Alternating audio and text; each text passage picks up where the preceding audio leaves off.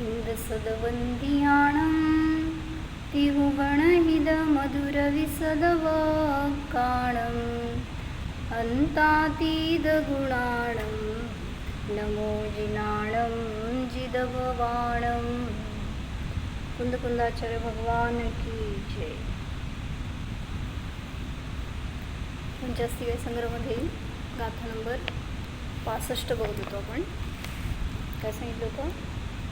अत्ता कुणदिसभावं तत्थगदापोगला स्वभावेहिं गच्छन्ति कम्मभावम् अण्णुन्नागाहमवगाढाम्.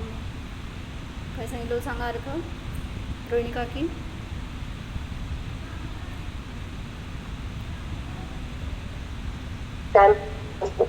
अर्थ काय सांगा गाथेचं? अजून पुस्तक घेतले नाही. आत्मा स्वभावाला करतो म्हणजे स्वतःच्या भाव म्हणजे परिणामांना करतो. कुठल्या परिणामांना करतो? शुभ अशुभ शुद्ध सगळ्या परिणामांना जीव करतो हे सांगायचं आहे. परद्रव्य करता नाही. मग काय घेतलं होतं? आत्ता इथं चर्चा आहे ती मिथ्यादृष्टी अज्ञानी जीवाची. त्याच्यासाठी सांगतात की मिथ्यात्व आणि रागादी परिणाम आहेत ते जीवाचा स्वभाव म्हणजे ॲक्च्युली त्याला विभाव म्हणा, पण स्वतःचे परिणाम म्हणून त्यांनी स्वभाव म्हणतात. मिथ्यात्व रागादी परिणाम कर्मवर्गणा योग्य पुद्गल म्हणजे मिथ्यात्व आणि रागादी परिणाम असताना जीवाचे त्यावेळेस कर्म वर्गणा योग्य पुद्गल जे आहेत ते स्वयमेव कर्मपणाला प्राप्त होतात. अन्यद्वारा कोणी कर्म केलेले नसतात हे सांगितलं त्या गाथेतून. मग कसं घेतलं होतं अर्थ? आत्मा स्वभावाला करतो आणि तेथे असणारे पुद्गल स्वभावानेच कर्मभावाला प्राप्त होतात जे की अन्योन्य अवगाढ रूपाने स्थित आहेत. म्हणजे एकमेकाच्या प्रदेशामध्ये स्थित आहेत जीव आणि पुद्गल. तर ते एकमेकांना जरी एका क्षेत्रामध्ये अवगाह देतात तरी सुद्धा ते एकमेकाचं कार्य करणारे नाहीत. स्वतःचं कार्य स्वतःच करतात. त्याच्यासाठी काय घेतलं होतं उदाहरण? कर्माला कुठून तुम्हाला ओढून आणावं लागत नाही. जेव्हा तुम्ही परिणाम करता त्यावेळेस कर्म स्वयमेव ओढले जातात. त्याला म्हणलं आश्रव. किंवा आता कुठून आले ते सांगतायत. कहीं कोई यह कहे कि यह जीव अपने परिणामों से कर्मों को खींचता है, इसका अर्थ यह नहीं कि अपने से बाहर पड़े कर्मों को खींचता है, किंतु अपने ही प्रदेश में विसरसोपचय के रूप में अवस्थित इस कर्म योग्य पुद्गल को कर्मरूप बना लेता है. ओढ काय म्हणतो? आश्रवित करतो किंवा ओढतो किंवा कर्मरूप करतो. हे सगळ्याचा अर्थ काय सांगायचं आहे? की ते पुद्गल स्वतंत्र होते, त्यांना कर्मरूप परिणमित होण्यामध्ये निमित्त झाला. जीवाचे परिणाम कर्मरूप होण्यामध्ये निमित्त झाले. तिथं देता का प्रीती? ते नाही, आम्हालाच दाखवायचं आहे. छोट्या मोठ्या बरं घेऊ. बसा.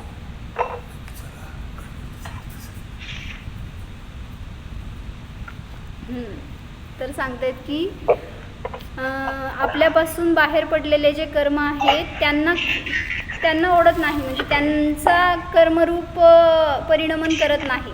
तर जे विसरसोपच्या रूपाने तुमच्याच आत्मप्रदेशामध्ये स्थित असणारे पुद्गल आहेत त्यांना कर्मरूप परिणमण्यामध्ये जीव निमित्त असतो. कदाचित कोई बाहर के भी कर्मयोग्य पुद्गल अपनी परिणति से जैसे स्थानांतरित होते रहते हैं ऐसे ही यह आत्म प्रदेशों में आ जाए तो वह भी कर्मरूप हो सकता है. म्हणजे ते विसरसोपचे आहेत त्यातले कर्मरूप झाले पुद्गल, किंवा असले तरी त्यावेळी आलेले कोणी नवीन पुद्गल द्रव्य ते सुद्धा स्वयमेव परिणमित होतात. किंतु यह जीव बाहर से कर्मों को लाकर फिर कर्मरूप बनाता है ऐसी बात नहीं है. म्हणजे तिथं तयार आहेत जे पुद्गल वर्गणा, तर त्यांनाच कर्मरूप होण्यामध्ये जीव निमित्त ठरतो, अन्य कोणी नाही. तर त्यासाठी त्यांनी उदाहरण घेतलं आहे अग्नीचं.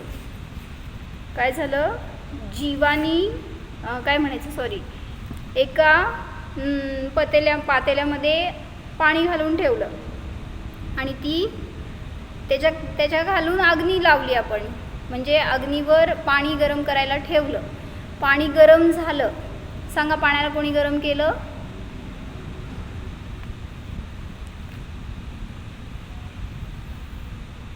त्याची योग्यता गरज. होय. मग पाणी तिथनं खालनं अग्नी काढा आणि त्याच्या योग्यतेने व्हायला पाहिजे. अग्नीच्या साहित्यात आल्यामुळं. हां, तर काय सांगतायत की त्यांनी ते बहुतेक ह्याचं उदाहरण दिलेत, भात शिजलं. तसंच लावलं की जेव्हा भात का शिजलं, कधी शिजलं, जेव्हा अग्नीचा संबंध आला तेव्हा. तर चुलीवर पाण्याचं पातेलं ठेवलं, अग्नीच्या निमित्तामध्ये पाणी गरम झाले, त्यावेळी अग्नीचे सर्व कार्य अग्नीमध्ये चालू आहे. बरोबर, अग्नी कार्य काय करते आहे, आपलं त्याचं टेम्परेचर वाढत चाललं आहे, किंवा अग्नी स्वतः जळायचं आणि उष्णतेचं कार्य करते आहे. पाण्याचं कार्य पाण्यामध्ये झालं. अग्नी पाण्यामध्ये शिरली का नाही शिरली? तर अग्नीमध्ये आहे, पाणी पाण्यामध्ये आहे. जर अग्नीत पाणी गेलं तर अग्नी राहणार नाही, आणि पाण्यात अग्नी गेली तर तर सांगतायत की अग्नी पाण्यामध्ये जाऊन काय करत नाही, पाणी स्वतःच्या शक्तीने स्वतःला गरम करते. तसे कर्म जीवामध्ये जाऊन काय कार्य करत नाही. कर्म जीवामध्ये घुसून कार्य करत नाही. तर कर्माचं कार्य स्वतःमध्ये चालू आहे, ते जीवाला फळ देत नाही. जीवाचीच तशी योग्यता की कर्मांचा उदय काळाच्या निमित्तात तो स्वयमेव रागद्वेषरूप परिणमतो. म्हणजे कर्मानी जीवाला रागीद्वेषी केलं नाही. कर्म तर फक्त पूर्वबद्ध अवस्थेमध्ये होतं, ते आता उदयाला आलं आणि निर्जरित होतं आहे, एवढंच त्याची क्रिया चालू आहे. पण जे जीवाचे परिणाम रागीद्वेषी झाले त्याच्यामध्ये फक्त ते निमित्त रूप आहे, एवढंच सांगितलं. नाहीतर कर्मांचा उदय जीवाला फळ देतो असं म्हणलं, किंवा जीव त्याप्रमाणे फळ भोगतो असं म्हणलं, तर सगळ्या जीवांना कर्मांचा उदय तर निरंतर चालू आहे. मग कोणाला मोक्ष झाला नसता. कारण जे कोणी मोक्षाला जाणारे जीव आहेत त्यांना तर कर्म इथंच सगळे निर्जरित होऊन जायचे. त्यामुळं काय म्हणायचं, उदिरणा चालू असती कर्मांची तिथं. तर अनेक कर्म युगपत तिथं उदयाला येऊन फळ द्यायचं कार्य दिसतं तुम्हाला, पण ते फळ जीव भोगला तर म्हटलं जातं की तो बांधला गेला, किंवा तिथं त्याच्यानुसार पुन्हा रागीद्वेषी झाला. पण कर्मांचं फळ भोगणारा जीव नाही, जीव स्वतःच्याच परिणामांना भोगतो, स्वतःच्याच परिणामांना करतो, असं सांगितलं गेलं. तसंच अजून एक उदाहरण दिलं त्यांनी की शब्द, काय म्हणलं, जैसे शब्द म्हणजे आवाज के तरंग, ये शब्द वहीं के वहीं आपके कान में नहीं आ रहे, जो हम मुख से बोल रहे हैं. मी शब्द बोलती आहे, तुम्ही कुठल्या कुठल्या गावात आहे, तुम्हाला कसं काय ऐकू यायला लागलं सांगा. माझे शब्द तुमच्या गावात आले का? एक सोलापूर, एक कोल्हापूर, एक पुणे, एक फलटण, अजून कुठे हो कोण? माझे शब्द तुमच्या कानापाशी कसं येत आहे, तर त्यासाठी सांगतायत की ये शब्द वहीं के वहीं आपके कान में नहीं आ रहे, जो हम मुख से बोल रहे हैं, क्योंकि जो हम शब्द बोल रहे हैं वे शब्द यदि किसी एक महाशय के कानों में पहुंच जाए तो बाकी 50 महाशय तो बिना सुने ही बैठे रहेंगे. समजा वक्त्याचं प्रवचन चालू आहे आणि समोर इथं 100 जण बसलेले आहेत, त्या वक्त्याचे शब्द जर तुमच्या कानात स्पर्श केल्यावर तुम्हाला जर ग्रहण होतात असं म्हणलं, तेच शब्द जे मुखातून निघालेले, तर एकाच माणसाच्या कानात गेल्यावर ते संपणार, सगळ्यांना कसं ग्रहण होणार. म्हणून सांगतायत की असं तर नाही. आपके शब्द केवल एक व्यक्ति के कान में चले गए, बाकी लोग क्या करें. अरे ये शब्द सिर्फ एक ही दिशा को जाते, आपके आगे पीछे सभी तरफ बैठे हुए लोग ये निकले हुए शब्द कैसे सुन लेते. तुम्ही जर असं मुख करून बोलताय तर समोरच्या सगळ्यांना ऐकू येणार, मागं पुढं इकडं तिकडं बसलेल्यांना ऐकू येणार नाही ते शब्द. ये निकले हुए शब्द सिर्फ किसी एक व्यक्ति के पास नहीं पहुँचते. इस लोक में सर्वत्र भाषा वर्गणाएं भरी है और जब शब्द बोले जाते हैं तो उन शब्दों का निमित्त पाकर पास की भाषा वर्गणाएं भी उस रूप परिणम जाती है. समजतंय का काय सांगायला लागले. म्हणजे मी इथून शब्द बोलले त्यावेळी समजा माझ्यासमोर इथं जे बसलेले आहेत त्यांना तिथंपर्यंत पोचेपर्यंत ते हेच शब्द जे माझ्या मुखातून निघाले तेच त्यांच्या कानात पोचले असं नाही, तर मध्ये असणारे जे सगळे पुद्गल वर्गण आहेत त्यांचं परिणमन भाषारूपाने झालं आणि मग त्यांच्या कानापाशी असणाऱ्या त्या पुद्गलांना त्यांनी ग्रहण केलं असं म्हणलं जातं. नाहीतर हे शब्द जर ग्रहण केलं म्हटलं तर सगळ्यांना ते ऐकू येणार नाहीत. जो भी शब्द बोले गए है वे उनका सन्निधान पाकर हे राहिलं की इस लोक में सर्वत्र भाषा वर्गणाएं भरी है. जब शब्द बोले जाते हैं तो उन शब्दों का निमित्त पाकर पास की भाषा वर्गणाएं भी उस रूप परिणम जाती है. ये भाषा वर्गणाएं हम आप सभी के चारों ओर भरी पड़ी है. जो भी शब्द बोले गए हैं वे उनका सन्निधान पाकर ये भाषा वर्गणाएं उन शब्दों रूप परिणम जाते हैं और सब लोग उनको सुन लेते हैं. समजलं का काय सांगितलं ते. यहाँ पर भी निमित्त नैमित्तिक संबंध और वस्तु की स्वतंत्रता इन दोनों का परिज्ञान एक साथ कर लिया जाता है. म्हणजे निमित्त नैमित्तिक संबंध आहे बस, दुसरं काही नाही.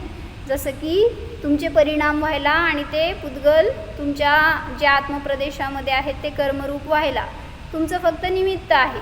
तसंच जे शब्द बोलले गेले ते तुमच्या कानामध्ये यायला आणि ते ग्रहण व्हायला मधल्या सगळ्या पुद्गल वर्गणा भाषारूप होतात आणि मग त्यांच्याद्वारे तुम्हाला शब्दग्रहण झालं असं म्हटलं जातं. काय समजलं सांगा संगीता काकी.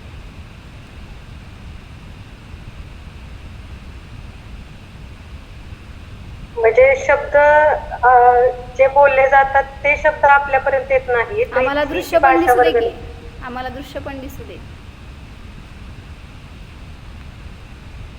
आपल्या जवळच्या भाषा वर्गण आहेत त्या भाषा वर्गण त्या शब्दरूप परिणमतात आणि आपल्याला तो शब्द ऐकू येतो. म्हणजे त्याप्रमाणे ते कर्म दुसरे कुठून येत नाही, तर आपल्या जवळच असल्याचे विसरसोपचय आहेत ते परिणाम केले की ते कर्मरूप परिणमित होत. म्हणजे उदाहरण दिलं त्याच्यासाठी की बाहेरून कुठून येऊन त्याचं परिणमन करायचं नाही आहे, तर ते स्वयमेव परिणमित होत आहे.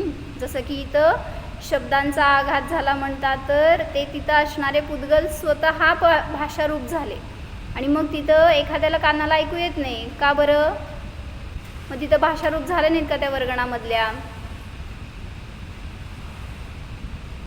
नाही झालेत खरं, त्यांचे आत्मप्रदेश त्या कानात नाही आहेत. होय, कानात सगळीकडे आत्मप्रदेश आहेत. असं नाही की जीवाचं क्षोभक्षम त्याचा नाही. हे म्हणायचं तिथं असणारा क्षयक्षम मंद असेल म्हणून.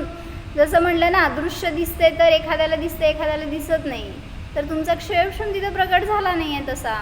तसंच कानाला एखाद्याला शब्द तर सगळ्यांचे कानावर पडत आहेत, पण आता म्हटलं ना सगळेजण एकत्र बोलायले 10 जण आणि सगळ्यांचे शब्द तुमच्या कानावर पडत आहेत की नाही, मग तुम्हाला का नाही समजत सगळ्यांचं. जाऊ दे, कुत्रा ओरडला काय बोलला सांगा, कानावर पडले की नाही शब्द. पण आपला तसा क्षयक्षम असेल तरच ग्रहण होतं, नाही तर नाही. म्हणजे संबिन्न संश्रोतृत्व वृद्धीवाले असतात ना, तर त्यांना तुम्ही 10 जण बोला 100 जण बोला एकाच वेळी बोलला तरी सुद्धा सगळं व्यवस्थित ग्रहण होतं. 100 जणांचे 100 वाक्य एका वेळीस ते भिन्न भिन्न जाणू शकतात, अशी त्यांची योग्यता. बरं, काय प्रकरण होतं आपलं की भाषण होतं तर प्रत्येकाला ऐकू जातं, ते प्रत्येकाला तेवढ्या वर्गणात त्याच्यात परिणामित होतात. म्हणजे आता पुद्गल वर्गणा तर सगळीकडे आहेत खचाखच भरलेले, फक्त तिथं असणारे ते शब्दरूप परिणमित झाले तुमच्या कानापर्यंत येण्यासाठी. ते शब्द ते पुद्गल वर्गणा भाषारूप झाल्या, भाषा वर्गणारूप, आणि मग ते तुम्हाला ग्रहण झाले आणि मग त्यावेळेस तिथं आपल्याला त्याचा अर्थबोध झाला असं म्हणलं जातं. म्हणजे जसं आता जीव भाव केला आणि तिथं असलेले जे परमाणू आहेत ते कर्मरूप परिणमित झाले, बरोबर. तसे हे तुम्ही शब्द बोलला त्यावेळेस तिथं असणारे सगळे हे पुद्गल वर्गणा, जसं की आता हे मोबाईल आहे, त्या मोबाईलपर्यंत हे माझे शब्द तिथंपर्यंत पोचत आहेत, तर त्या शब्दांना ते कॅच करत आहेत. म्हणजे हेच शब्द नाही आहेत ते, तर मध्ये असणाऱ्या सगळ्या पुद्गलांना त्या रूपाने परिणमित करतं ते, आणि मग ते शब्द कॅच केले गेले आणि ते तुमच्यापर्यंत आले. असं म्हणजे निमित्त आहे सगळं. कार्य तर सगळं स्वयमेव, कसं ऑटोमॅटिक सगळं चालू आहे बघा की विश्वाची व्यवस्था, कोणाला कशामध्ये कर्तृत्वच नाही. त्यामुळं अशा स्वतंत्रतेचं भावभासन झालं ना तर कुठं आकुलता होत नाही, कुठं आपल्याला काय करायला जायचं आहे, काय केलं नाही, काय कोणी काय करायला पाहिजे, कुठले विकल्प राहिले, मला चांगले उदय यायला पाहिजेत वगैरे, सगळं हे पोल ठरणार.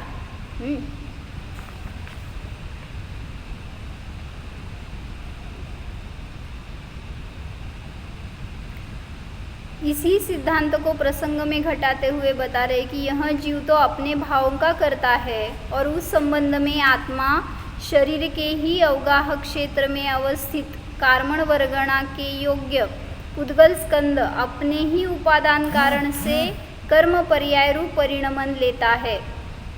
ऐसा निमित्त नैमित्तिक संबंध और कर्म का कर्म में स्वतंत्र कर्तृत्व, जीव में जीव का स्वतंत्र कर्तृत्व, ये सब निर्विरोध सिद्ध हो जाते हैं.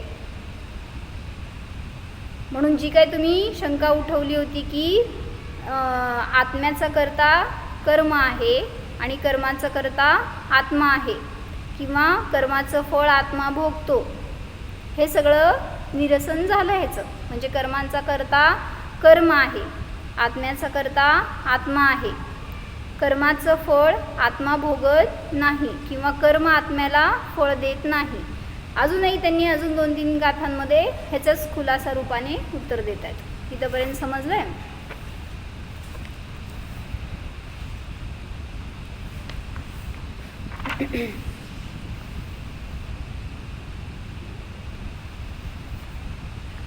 कुठल्याही गोष्टीचा एकांत नाही. जर एकांत करणार तर सर्व वस्तुव्यवस्था गडबड होऊन जाईल. म्हणजे न कर्म काही कार्य करू शकणार आहे, न जीव काही करू शकणार आहे. म्हणून काल मी हे घेतलं की तुम्हाला कर्मांमध्ये बांधलं कोणी बांधलं नाही. त्यामुळं जे काही दोष होतात ना जीवाकडून, का होतात?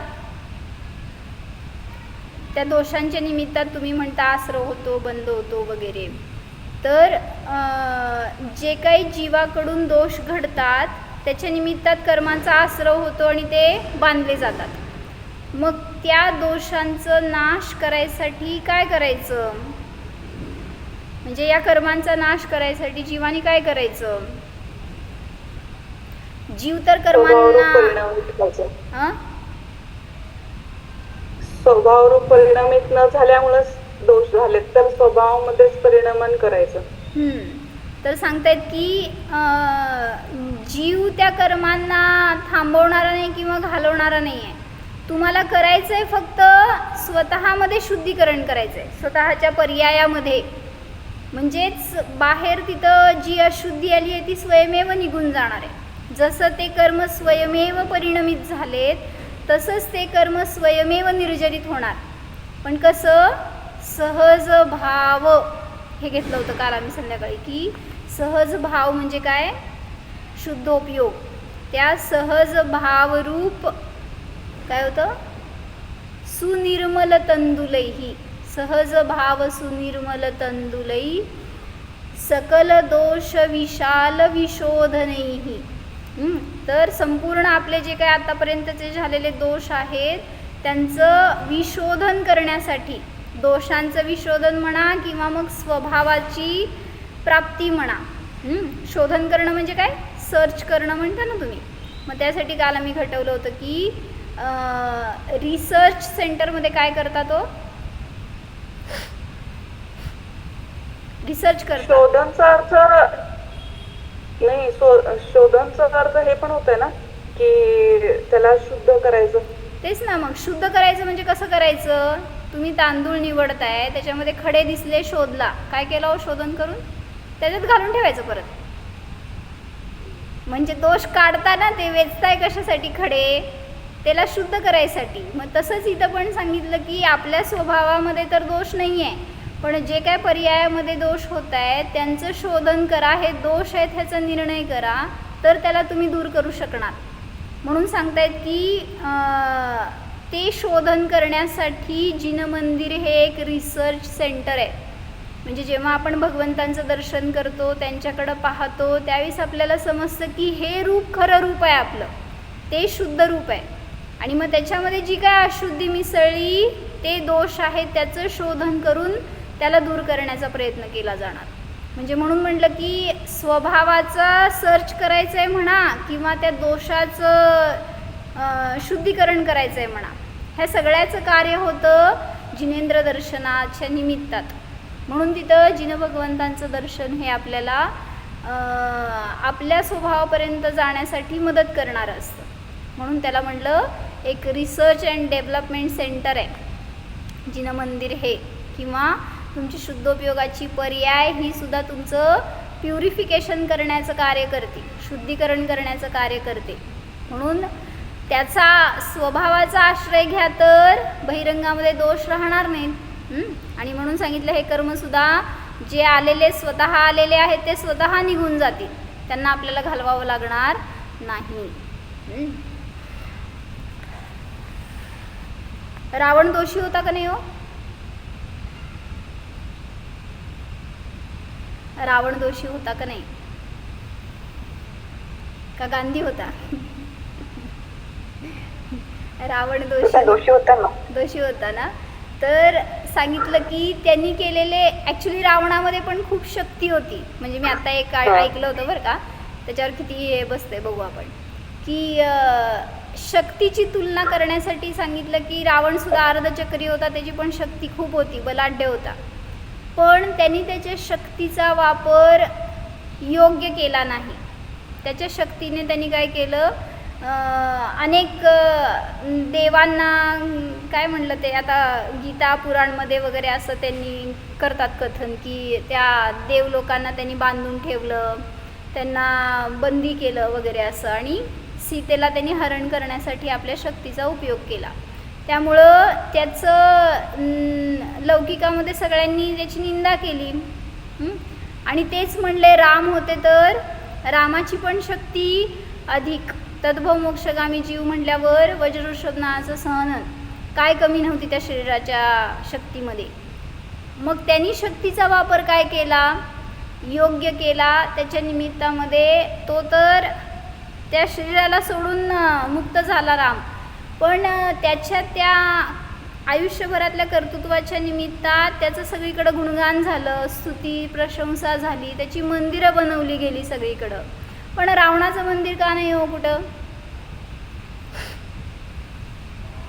म्हणजे सांगायचं की तुम्ही दोष करताल तर नियमाने तुमची पण निंदा होणार जगामध्ये. आणि सांगितलं की रावणाने काय केलं, एक इन्सिडन्स सांगितलं त्यांनी की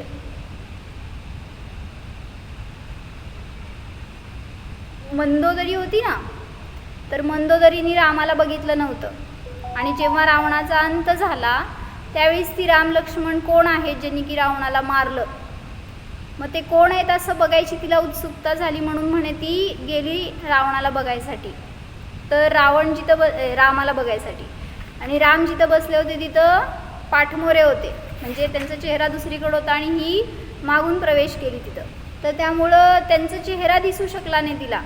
पण जाताना त्यांच्याजवळ हिची सावली त्यांच्यावर पडली, रामावर.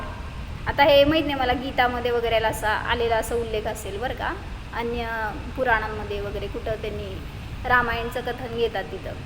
तर त्या मंदोदरीची सावली रामावर पडली, तर रामाचं लक्ष गेलं की कोणीतरी स्त्री आहे आणि ती येते जवळ, किंवा तिची मागून सावली पडली आहे हे दिसलं की ते तसेच उभे राहिले.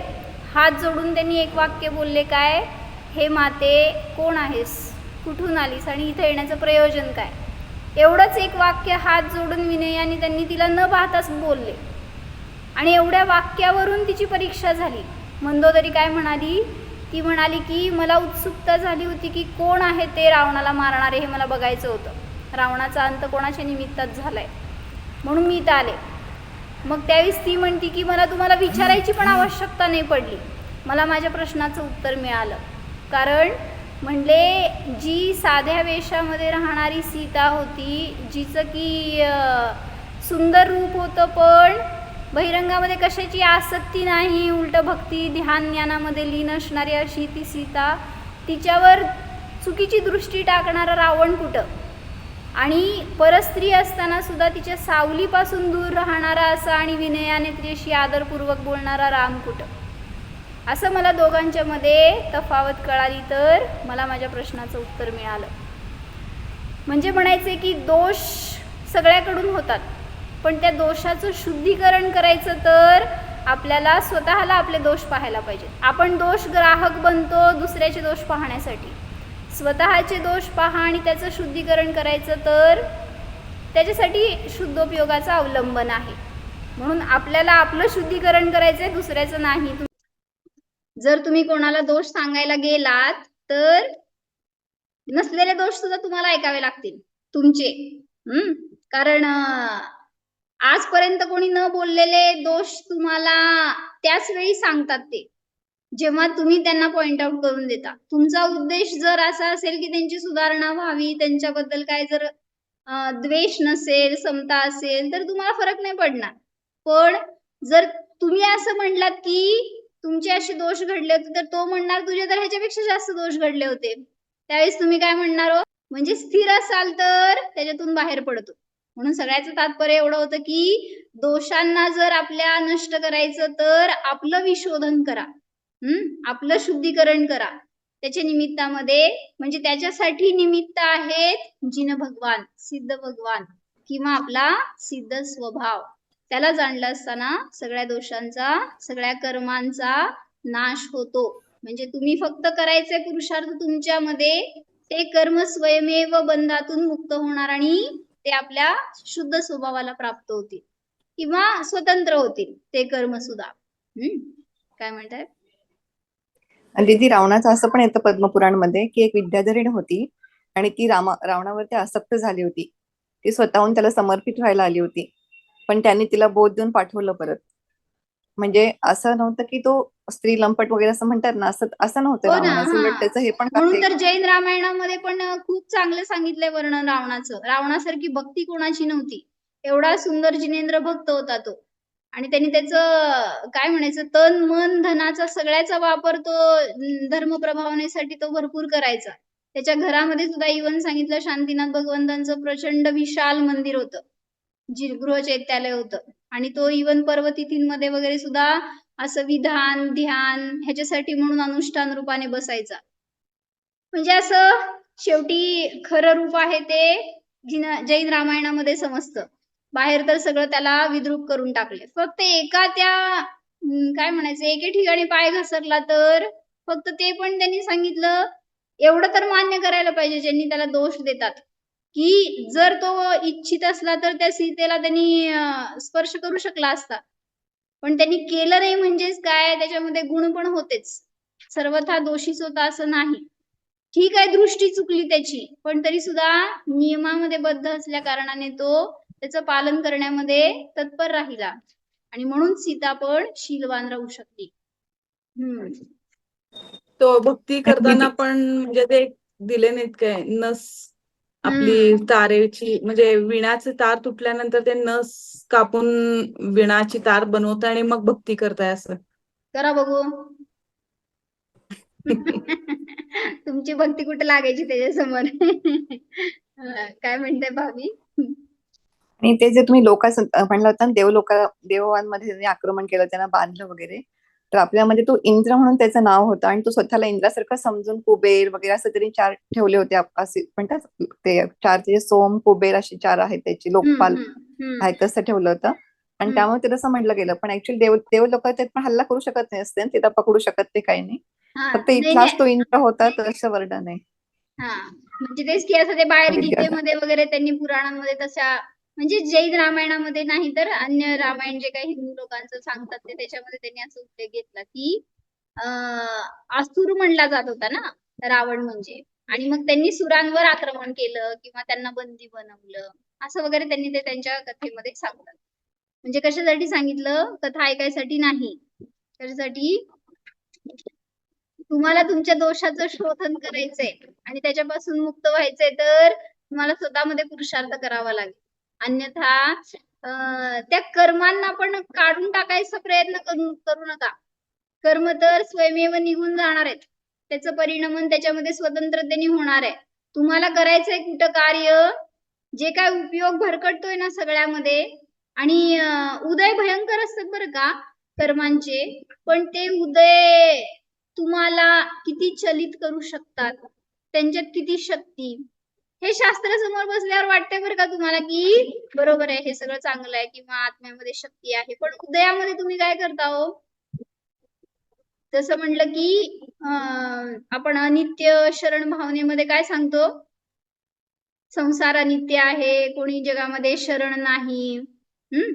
तर त्याच्यामध्ये कसे कसे उदय भोगावे लागतात सगळं आलं ना. त्या काय म्हणलं, काल सिंहने मृगचेतन को घेरा भववन में, नहीं बचावन हारा कोई इसवन में. काय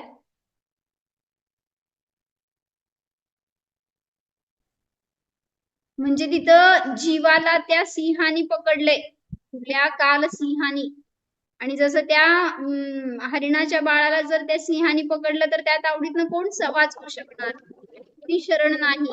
तसं म्हटलं की आता इथं तसं झालं की पक्षी आहे तिथं उडणारे आणि त्यांनी तोंडामध्ये एका किड्याला धरलं होतं. आपण त्याला किती सोडवू शकतो सांगा की? न त्या किड्याला परावृत्त करू शकतो म्हणजे वाचवू शकतो, न त्या पक्ष्याला परावृत्त करू शकतो. उडवायचा प्रयत्न केला तर ते उडून जाणार आहे पण सोडणार नाही तोंडातलं भक्ष.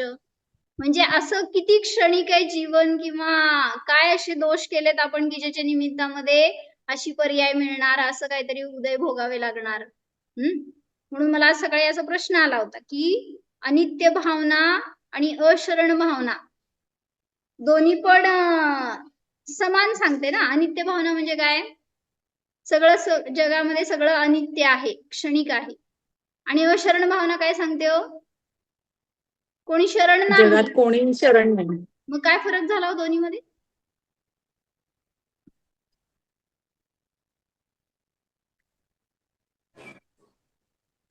कोणाचा आसरा आपल्याला नाही असं वाच झालं ना. बोला. फरक आहे की दीदी, आसरा कोणाचा नाही, शरण कोणाचा नाही, आणि अनित्य म्हणजे नित्य नाहीये, चेंज होतंय असं आलं ना. मग तेच ना, कोणी नित्य नाहीये म्हणजे आपली आयु क्षणिक आहे, नष्ट होणार आहे, म्हणजे सुद्धा कोणी शरण नाहीये बाहेर. आणि अशरण भावना सुद्धा अशरणपणाच सांगते. मग फरक काय करायचं दोन्हीमध्ये? चिंतन करताय काय? बदलणाऱ्या म्हणजे बदलणाऱ्या अवस्थांमध्ये मी न बदलणारा तत्व आहे असंच चिंतन करायचं. म्हणजे सगळं अनित्य म्हणजे ठीक आहे सगळं की बदलणार समजलं आहे, की विनाशिक आहे. अनित्य भावनेतून नित्य स्वभाव दाखवायचा आहे, अशरण भावनेतून शरण स्वभाव आहे हे दाखवायचं आहे. पण तुम्हाला असे दोन भावना का सांगाव्या लागल्या? त्यात काय तथ्य आहे हे मला पाहिजे त्यातून. कोण सांगते सांगा? जेव्हा आपल्यावर प्रतिकूलता येते ना, तेव्हा आपण शरण बघायला जातो की कोण आपल्याला ह्याच्यातून वाचवेल का म्हणून. खरं अनित्यामध्ये तसं नाहीये ना. तिथं आपण ग्रँटेडच धरतो की इथं आपल्याला हे सगळं बदलणारं आहे, तर हे तर आपण कुठंच जायचं नाहीये, हे सगळं बदलणारं आहे. नाही, आता म्हणलं ना, मरण जवळ आल्यावर काय करता हो?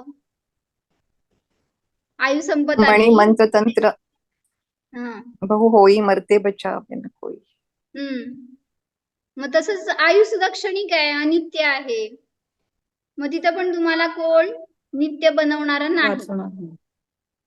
बरं, जरा चिंतन करा, असं लगेच सांगायला जाऊ नका. विद्वान असतात ना, ते जरा चिंतन करतात. तुम्हाला टाइम देते की मी. चिंतन करून सांगा की अनित्य भावना आणि अशरण भावनेमध्ये काय खोच आहे, काय सांगायचंय? दोन भावना का घेतल्या? कीर्ती काकी सांगताय काय? भारती काकी. नित्य भावनेमध्ये म्हणजे जो जो होस जो जो देखी वितरागने म्हणजे अ, ह्या भावनेचं म्हणजे हे तिथे ऍप्लिकेशन आहे की म्हणजे हम्म. केवली कथित जे आहे तेच होणार आहे, ह्यात काही बदल होणार नाही. हम्म. आणि मग शरण भावनेमध्ये केवली कथित नाही आहे का? नाही म्हणजे प्राधान्य त्या भावनेला जास्त आहे ना, म्हणजे त्या भावनेत त्याचं चिंतन करण्यासारखं आहे असं वाटतंय मला. नाही, सगळ्या भावना आहेत की चिंतनायोग्यच आहेत. फक्त वेगळ्या वेगळ्या घेण्याच्या मागे तात्पर्य काय? तसं म्हणलं तर मी तुम्हाला सगळ्या भावनांमध्ये समानता दाखवीन बरं का. पण आता जाऊ देत, पहिल्यांदा 2 मधनं तर बाहेर पडा. म्हणजे संसार भावना पण तेच सांगते की संसारामध्ये सगळ्यांचं स्वरूप वेगळं वेगळं आहे. कोणाच्या नादी लागू नका. सगळे क्षणिक आहेत, सगळे अशरण आहेत. संसार भावना पण काय सांगते हो? एकत्व भावना काय सांगते? अन्यत्व भावना. ऍक्च्युली सगळ्या भावनांमधून तुम्हाला ध्रुव स्वभावच दाखवायचा आहे ना, तर मग काय भेद केला हे ह्याचं एक जरा असं चिंतन करा. त्याच्यावरून काय मिळतंय बघू आपण. काय सांगताय काय भारती काकी? काय चिंतन करून सांगताय? अनित्य भावना संगीता काकी. विचार करा बरं. हा,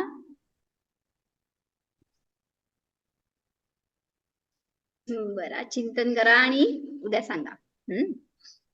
हो. दीदी असं पण घेऊ शकतो का हम्म. की हिंसा, बोला, तसं बोला. हिंसा मेन आहे, बाकीचे जे आहेत ते 5 पाप म्हणजे विस्तृत करून सांगितलेत, पण सगळ्यात मेन हिंसाच आहे. तसं मेन असं घ्यायचंय का, आणि बाकीचे त्याच्यामध्ये गृहीत म्हणजे त्याचे विस्तार आहे. असं पण काय नाही. 12 भावनांचं स्वतंत्र सगळं वर्णन घेतलंय ना त्यांनी. पहिल्या 6 भावना सांगितल्या की तुम्हाला वैराग्य प्रेरक आहेत, आणि पुढच्या 6 भावना आहेत त्या तत्व परक आहेत, तत्व समजून देणाऱ्या आहेत. त्यामुळं त्यातून ग्राह्य वस्तू आपल्याला ग्रहण करायची काय आहे ते. सगळं संसाराचं स्वरूप सांगून सगळ्यातलं तत्व दाखवायची गोष्ट आहे ते भावनांनी. त्यामुळं थोडस विचार करा, विचार करून सांगा. चालतं. हो. जाणणारा आहे, नित्य आहे, शरणभूत आहे, कर्मरहित आहे,